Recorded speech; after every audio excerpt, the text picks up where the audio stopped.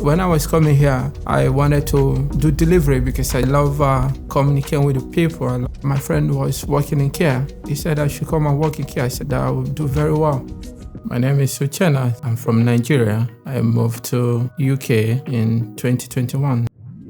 When I was, attending to some of the residents in one of these homes that I worked with, I started thinking about life differently because, one day we might get to this point that you will need others to help. That is where the love and compassion started growing even day by day.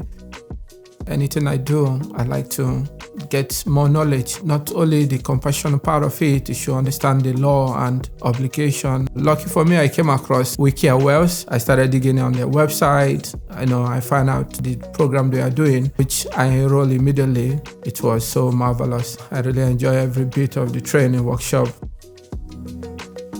Coming every day to work and see the residents, the way they smile, they are happy that you are, that you are there.